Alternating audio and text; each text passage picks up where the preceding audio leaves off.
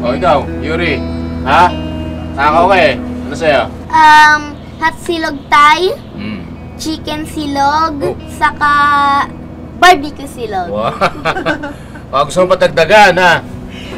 Anak, isa-isa lang. Hindi mo mauubos lahat yan. Hindi. Okay lang yan. Ngayon lang naman tayo kakain sa labas eh. Kuya, kunin mo na lahat ng sinabi niya. Salamat tay! Naman. Ayan, kaya ka bumobotsyok eh.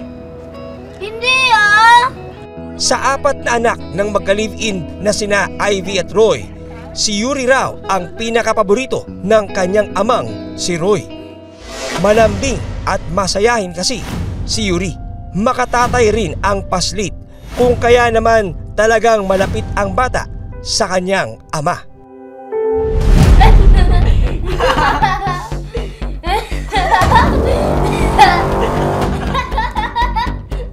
Sa katunayan, kapag pinagagalitan at nasasaktan ng kanyang ama ang mga kapatid, Puno na ako sa'yo, hayop ka.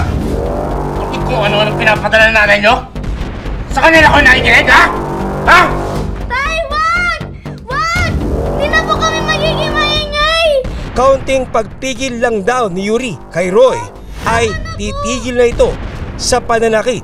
Kaya naman, laking gulat ni Ivy nang malaman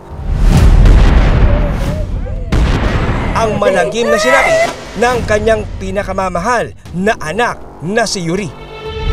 Makikita nga natin dito yung litrato, dalawang mukha ni Yuri, 9 taong gulang na bata.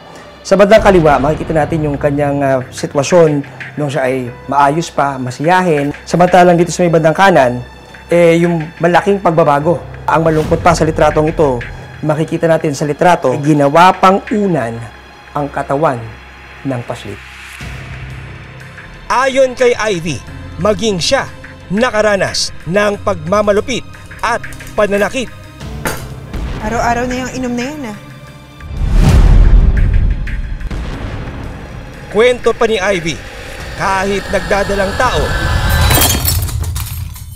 Ano ba? Muntik na akong tamaan Isa pa, tatama ka na talaga. Bakit? Bawal ka na ba sitahin at pagsabihan? Inuubos mo yung pera mo sa alak imbes na...